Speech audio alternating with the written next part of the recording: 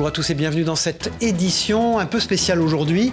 Nous vous proposons de revivre les temps forts de ces derniers mois à travers une sélection des meilleurs reportages de nos régions. Un condensé d'actualité et d'émotions à ne pas manquer. Les premières lueurs du matin inondent l'étang de Bigoulia, l'une des 7 réserves naturelles de l'île. Mais sous les eaux tranquilles vit un crabe bleu qui mange tous les poissons et détruit les filets des pêcheurs. D'habitude, ce sont 6 embarcations qui sillonnent l'étang. Aujourd'hui, Michel est tout seul. Ce crabe qui vient d'Amérique du Nord peut parcourir jusqu'à 15 km par jour et il n'a aucun prédateur. Alors, les dégâts sont très nombreux. C'est du matériel qui n'est pas fait pour les crabes. Pour le moment, on n'a pas trouvé de solution. À part de les sortir de l'eau et si on arrivait à la limite à les commercialiser, ça serait déjà quelque chose de gagné. Mais là, on n'a pas de marché. Pour le moment, on n'a pas de marché. Pour aider les pêcheurs, l'Office de l'environnement de la Corse a dû investir 22 000 € dans des filets plus résistants. Mais aussi, des puces électroniques ont été installées sur plusieurs crabes pour surveiller les populations et mieux les contrôler. C'est une espèce qui s'est manifestement très bien adaptée, qui serait potentiellement aussi favorisée par le changement climatique et donc qui pose après souci une fois qu'elle est implantée, évidemment, sur l'ensemble de l'écosystème. Sa chair est déjà très prisée en Asie, pourvu qu'il en soit de même sur l'île. Voilà, sans transition dans ce journal, intéressons-nous à présent à une solution séduisante pour faire face à la flambée des prix de l'énergie. L'autosuffisance énergétique, c'est la solution choisie par une entreprise de la Sarthe grâce à l'installation d'un panneau solaire géant. À la clé des économies d'électricité et une facture allégée. Explication d'Enzo Maubert pour LMTV Sarthe. Regardez. Ici, on l'appelle le tracker, un panneau solaire géant bourré de technologies capable de fournir toute l'énergie dont cette entreprise a besoin. Il permet de travailler sur 2 plans, donc de suivre le soleil le matin jusqu'au soir, et il est double face également, ce qui lui permet de récupérer l'énergie de sa face exposée au soleil, mais aussi de sa face antérieure. Ça nous permet, surtout aujourd'hui, en cas de forte présence du soleil, de produire plus d'électricité que demandé et de mettre cette électricité dans un coffre-fort énergétique. Le panneau embarque aussi des outils de suivi en temps réel pour savoir où, quand et comment est utilisée l'électricité. On consommait l'électricité qu'on pensait juste, mais finalement avec le suivi internet, on s'aperçoit que on gaspillait beaucoup d'électricité, notamment la nuit, où des appareils restaient tournés, qu'on pensait sans grand impact, on va dire, électrique, mais qui finalement, quand on les coupe, on économise. Pour l'entreprise qui embauche 80 salariés, cette démarche s'inscrit dans une volonté globale de réduire son impact environnemental alors qu'elle est en plein développement. On a fait appel à des spécialistes, donc le CPIE, qui, eux, sont venus faire un état des lieux du quartier, entre guillemets, pour savoir quelles sont les espèces présentes ici et savoir si on ne peut pas améliorer, entre guillemets, leur cadre de vie à l'avenir. Et si jamais on a besoin d'extension, de ne pas les perturber. L'entreprise espère désormais aller plus loin. Elle prévoit de réinjecter les économies effectuées dans la recherche et le développement écologique de son activité. Qui sait, elle verra peut-être même éclore une véritable réserve naturelle sur son site. Éviter de faire appel à des produits industriels quand il est possible de les fabriquer chez soi. 3 jeunes en service civique de la mission Médiataire ont organisé un atelier pour apprendre à confectionner soi-même des produits d'entretien maison et efficaces. Une alternative plus éco-responsable et plus économique que nous présente Kezia Poudou pour notre partenaire 8 Mont-Blanc qui s'est rendu à Lamotte-Servolex près de Chambéry. Saviez-vous qu'il suffit d'eau, de vinaigre blanc, de bicarbonate de soude, de savon, de sel, de liquide vaisselle et d'huile essentielle pour réaliser une bonne partie de vos produits ménagers? C'est en tout cas ce que 3 jeunes en service civique de la mission Médiataire ont démontré ce mercredi matin. Au programme réalisation de dégraissants multisurfaces de nettoyants pour les vitres et les canalisations. Faire mieux et moins cher, c'est possible et c'est possible de les faire à la maison avec des produits tout à fait simples. Si vous achetez par exemple votre produit à vitre 3 €, vous faites ça, vous faites 1 litre de produit pour vitre et vous en avez pour 40 centimes au lieu de 2, 3, 4 €. Donc c'est vraiment beaucoup d'avantages et ça marche aussi pour la lessive, ça marche pour des nettoyants multisurfaces, ça marche pour du liquide vaisselle. Donc vraiment sur une grande variété de produits, on a beaucoup d'économies. En plus de l'aspect économique, le fait maison peut être bénéfique dans le domaine sanitaire. En effet, les produits ménagers industriels peuvent contenir des produits chimiques agressifs, voire cancérigènes, des allergènes et des perturbateurs endocriniens. Les bénéfices ne s'arrêtent pas là, ces recettes sont plus respectueuses de l'environnement. Ça évite de jeter des produits dans la nature ou des produits qui peuvent être dangereux pour l'environnement, qui peuvent être justement inflammables, corrosifs, toxiques. Fini donc les nombreuses bouteilles en plastique, tout peut être remplacé par des bocaux en verre. Ce mercredi, ils étaient au total une quinzaine à s'initier à cette alternative et cela a plutôt eu l'air de leur plaire. Je trouvais qu'effectivement c'était une bonne initiative pour sensibiliser tout le monde et c'est vrai que j'ai appris des choses. Honnêtement, j'utilise le vinaigre blanc et le bicarbonate, mais j'aurais pas pensé faire ces mélanges-là. Les produits qu'on trouve sur le commerce sont toxiques, je pense. Je trouve que les recettes sont très simples à faire et c'est des produits que j'ai chez moi, quasiment tous. Donc voilà, pour les faire, il n'y aura aucun souci. Cet atelier est né d'un partenariat entre la mode Servolex et l'association de service civique Unicité. C'est donc à travers la mission Médiataire que ces 3 jeunes sont intervenus dans la bibliothèque de la commune. Ça leur permet de faire un peu la main sur l'organisation de projets, sur le travail en équipe et sur une sensibilisation personnelle, une montée en compétence sur la transition écologique. Et pour la ville, ça permet d'animer la vie dans la ville, proposer des animations aussi dans la transition écologique, puisque la ville a une politique de transition écologique assez développée, notamment sur l'aspect sensibilisation. Tri des déchets, économie d'eau, d'électricité, ils ont donc pour mission de réaliser des ateliers en lien avec la transition écologique. Le MMA est en plein essor et cela se ressent dans les associations d'arts martiaux. Elles croulent sous les demandes de nouveaux adhérents désireux de s'essayer au MMA. Certaines mettent en place des cours spécifiques.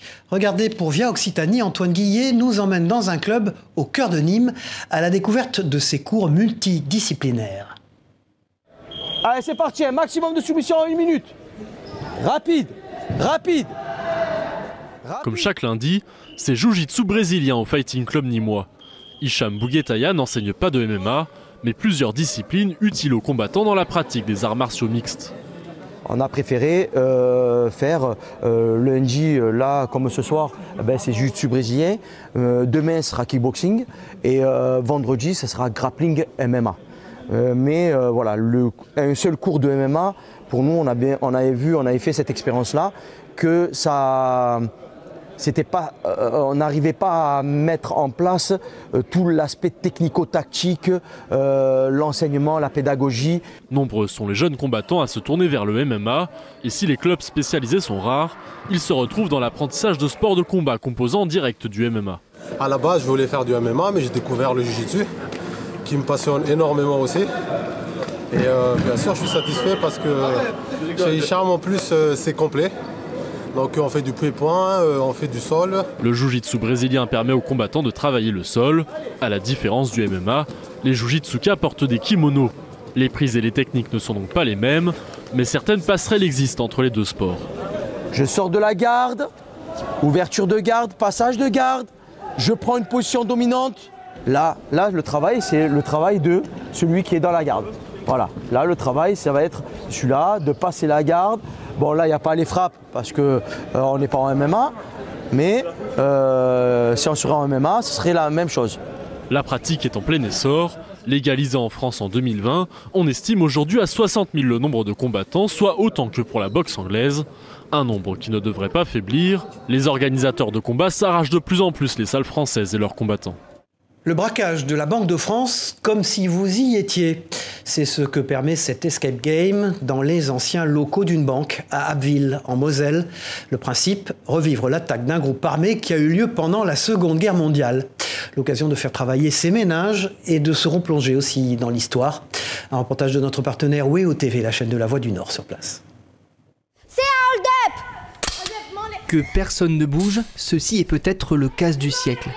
Mitraillette en main, il n'aura pas fallu longtemps à cette bande de copines pour se prendre au jeu de l'escape game. Et vous bougez plus surtout! Dans la peau de résistants des forces françaises de l'intérieur, les participantes, projetées en pleine Seconde Guerre mondiale, n'ont qu'une mission, dévaliser le coffre de la banque. Et pour cela, il va falloir faire travailler sa matière grise. On trouve pas pas le code, mais on va finir par retrouver. On a déblayé tous les tiroirs, là-bas on a mis à peu près... On trouve des trucs mais ça sert à rien.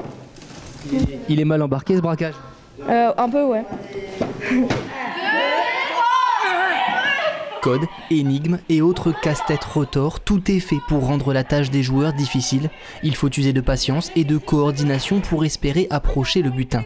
Et pour cause, la scène prend place dans l'ancienne Banque de France d'Abbeville, de son guichet à la salle des coffres. Moi j'aime bien les activités comme ça, c'est bien, faut chercher, trouver des indices, tout ça. Et si l'immersion est totale, c'est aussi parce que ce braquage a bien eu lieu.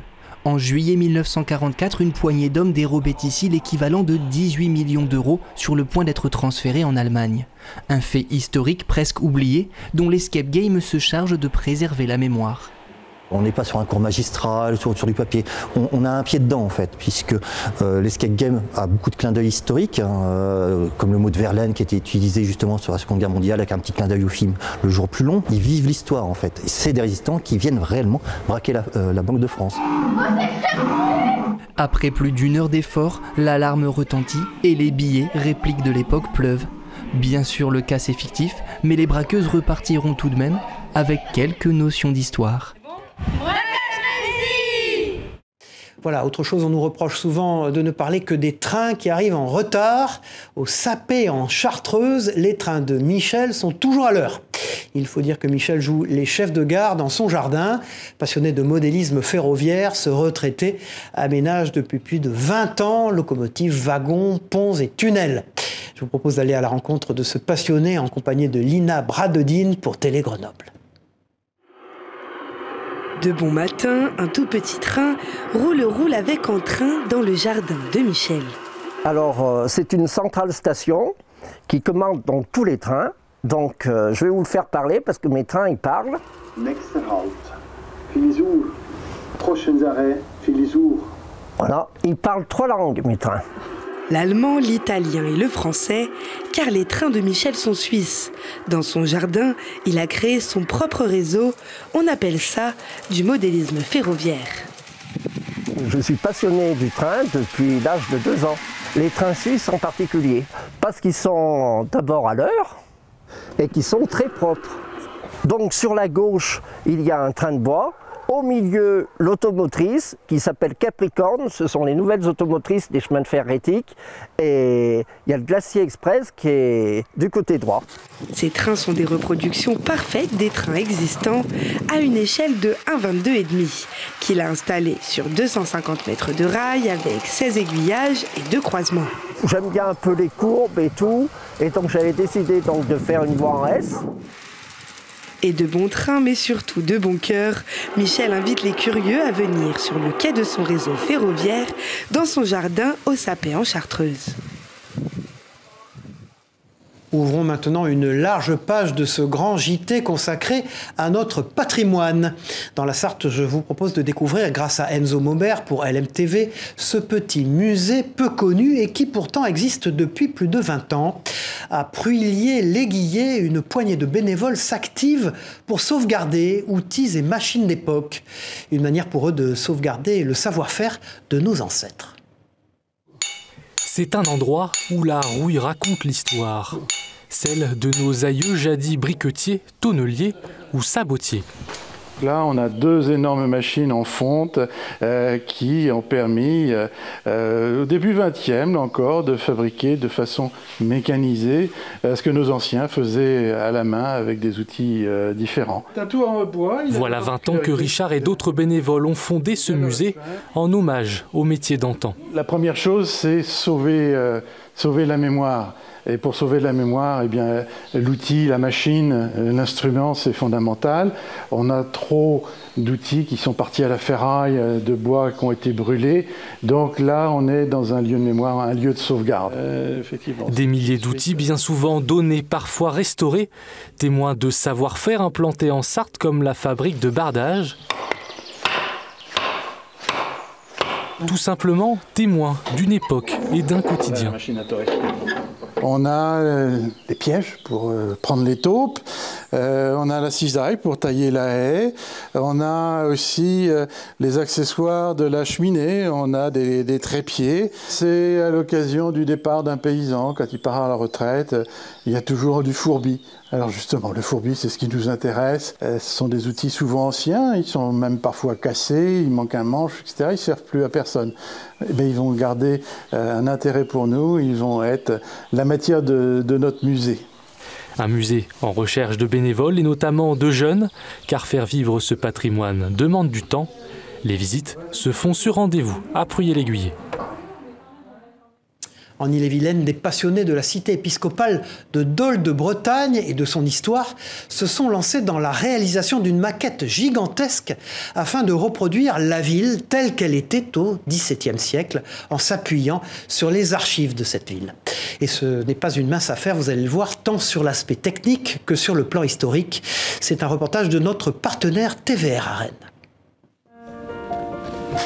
Visiter sa ville à l'échelle 1/120e, ce n'est pas donné à tout le monde et le projet est vite devenu un lieu de rencontre et d'ateliers manuels surtout, car il faut assembler, enduire, poncer, peindre et décorer la centaine de maisons et de bâtiments historiques. Alors là, je suis en train d'enduire les murs d'une maison que l'on dit lambda, parce qu'elle n'a rien de spécifique par rapport aux maisons historiques. J'ai entendu parler du projet, j'ai trouvé que c'était un projet magnifique et j'avais vraiment envie d'y participer. 6 mètres par 3, c'est la taille que fera la maquette intramuros de Dol de Bretagne et c'est assez unique, différentes techniques sont utilisées par les bénévoles, comme l'impression 3D pour la cathédrale. Le meilleur exemple, le voici. Vous voyez, les arcades sont faites en impression 3D et les bâtiments, eux, sont faits en découpage laser. Nous avons une collaboration entre du maquettisme de base et du maquettisme des temps modernes. L'association d'histoire et du patrimoine du pays de Dol a choisi de représenter la ville sous son meilleur jour au XVIIe siècle. C'est une période qui présente tous les bâtiments essentiels de la ville de Dol à cette époque-là. On y retrouve les remparts, la cathédrale, l'église Notre-Dame, les halles, les maisons à pans de bois. C'est vraiment tout un patrimoine qui aujourd'hui, pour la majorité, a disparu. Cette maquette, en fait, ça permet de retranscrire l'histoire de cette ville depuis le VIe siècle jusqu'au XVIIe. Le travail d'orfèvre ne fait que commencer. Des mois de construction attendent encore les maquettistes passionnés. Voilà, direction la Martinique à présent dans ce journal pour remonter l'histoire d'un accessoire de mode traditionnel, le maré-tête. Ce foulard vieux de plusieurs siècles s'adapte aujourd'hui à toutes les tendances. Et au-delà de l'aspect esthétique, il s'agit surtout d'une technique de nouage bien particulière, revisitée par une habitante de l'île. Gagnou Tom, de la rédaction de Via ATV, s'est rendue dans son atelier à Fort-de-France. Regardez. Nouer le maré-tête, c'est un geste vieux comme le monde. La pratique est née sur les berges du Mississippi en Louisiane en 1785. Une loi impose aux femmes de couleur de couvrir leurs cheveux. En réponse à l'asservissement, les affranchis transforment le foulard en accessoire de beauté. Aujourd'hui, le maré-tête est un véritable accessoire de mode. Coloré, de différentes formes, il se revisite selon les tendances. L'art de nouer le tissu, lui, n'a pas changé. Emmanuel le pratique au quotidien dans son atelier. C'est le modèle de la bamboche, qui est un jeu en fait de superposition de tissus et dans lequel il n'y a pas de nœud. Et en fait, les plis permettent après au tissu de rester bien stable. En fait, le maré-tête est antérieur à la coiffe créole traditionnelle qui a été portée pendant longtemps avec la robe créole. Un savoir-faire traditionnel qui fascine depuis toujours la styliste. Bamboche, pain de sucre et autres coiffes, autant d'expressions de cet art qui repose avant tout sur le nouage. Voilà plusieurs années qu'Emmanuel s'attache à rendre au maré-tête ses lettres de noblesse. Jeux qui sont inscrits dans l'artisanat d'art, qui fassent partie de notre patrimoine culturel, et puis que les autres générations à venir aussi continuent à le porter.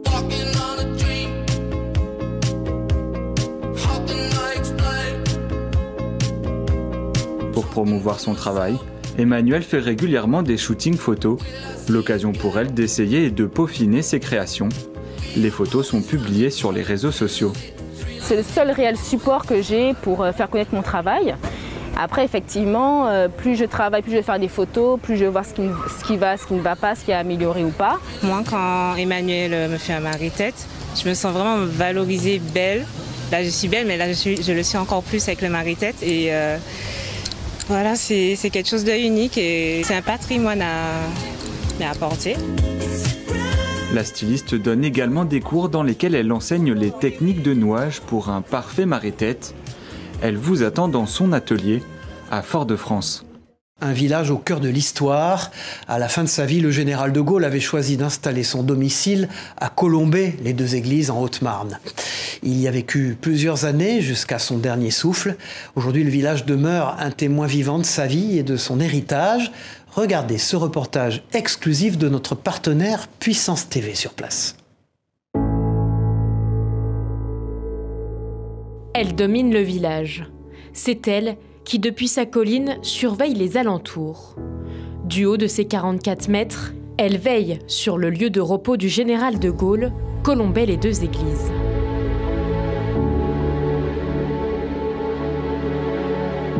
La petite commune de 680 habitants regorge de lieux historiques. Le village est devenu synonyme de mémoire et de souvenirs. C'est ici que le mémorial Charles de Gaulle est installé. Construit en 2008 sous la Croix de Lorraine, il retrace les grands événements historiques du XXe siècle à travers le parcours de De Gaulle. À l'intérieur, des voitures, des maquettes, des objets et des ouvrages retracent la vie du grand homme et de l'histoire de France. C'est ici que l'on peut admirer la traction. Dès 1958, le véhicule Citroën est devenu historique. Charles de Gaulle, revenu au pouvoir, en a fait sa voiture de tous les jours et l'utilise alors pour ses allers-retours entre Paris et Colombey-les-Deux-Églises. Et puis, au détour d'une rue, la demeure du général apparaît. C'est ici, loin de la capitale, qu'il a séjourné et qu'il a passé le plus clair de son temps. Encore propriété de ses descendants, la boiserie se visite aujourd'hui. Elle est devenue un musée que les amateurs d'histoire peuvent découvrir. Chaque année, près de 145 000 touristes se pressent dans la petite commune.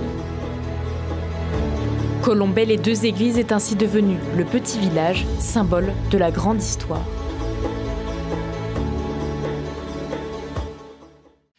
Voilà, refermons ce journal à présent avec la découverte d'une splendeur de notre patrimoine national.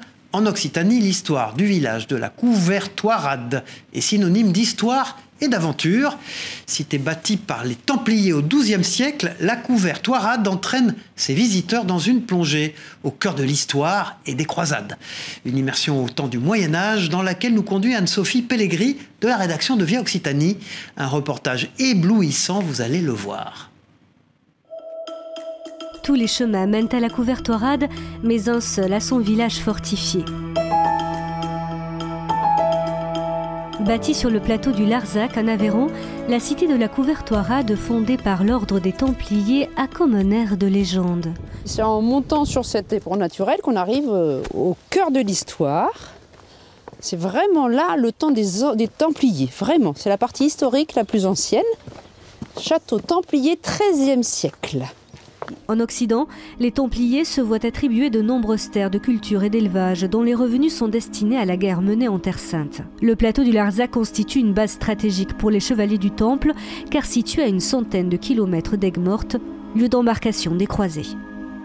Le seigneur de Montpan va donner cet éperon rocheux, là perdu au milieu de rien, aux Templiers qui, eux, vont nous ériger ce château, qui est un peu une énigme pour les historiens parce que c'est le dernier, l'unique château templier que l'on ait en France. Alors pourquoi sur cet éperon rocheux ? Parce qu'on domine, donc on pouvait défendre naturellement, et puis surtout à la Couvertoirade, il y a quelque chose d'essentiel sur le Larzac, c'est une grande réserve d'eau. Pendant plusieurs siècles, les habitants auront accès à l'eau potable grâce à ce rocher, mais aussi à l'aménagement d'un village conçu avec une obsession, la récupération de l'eau. La Couvertoirade a tiré profit d'un terrain pentu pour drainer les eaux de pluie à l'aide de canaux jusqu'à cette lavogne et permettre ainsi aux bêtes de se désaltérer. Ce n'est qu'en 1975 que le village a accès à l'eau courante et cette villageoise se souvient bien de cette période. Ils avaient donc peu d'eau, il fallait faire attention. Et puis tous les gens du village qui n'avaient pas de citerne, on se retrouvait à la citerne municipale, la citerne de l'église. Christiane est arrivée à la Couvertoirade en 1971 avec son métier à tisser. Les moutons, eux, étaient déjà sur place. Et si l'architecture du village est construite autour de l'eau, les maisons sont aménagées autour du mouton. Souvent une voûte où il y a les bêtes. Et au-dessus, il y a une pièce d'habitation et tout en haut, un grenier où on met le foin. C'est grâce aux bêtes que les hospitaliers faisaient vivre le village. Après l'éradication du trop puissant ordre des Templiers par Philippe le Bel, ce sont eux qui prennent en charge la gestion de la cité et construisent ses remparts. Tous ces témoignages de notre temps sont précieusement entretenus par les habitants de la Couvertoirade. Du château des Templiers aux vestiges les plus récents, comme ce moulin à vent qui aujourd'hui n'a besoin que d'un meunier pour moudre son blé. Chaque année, ce sont plus de 230 000 visiteurs qui découvrent un des plus beaux villages de France, sur une terre classée au patrimoine mondial de l'UNESCO.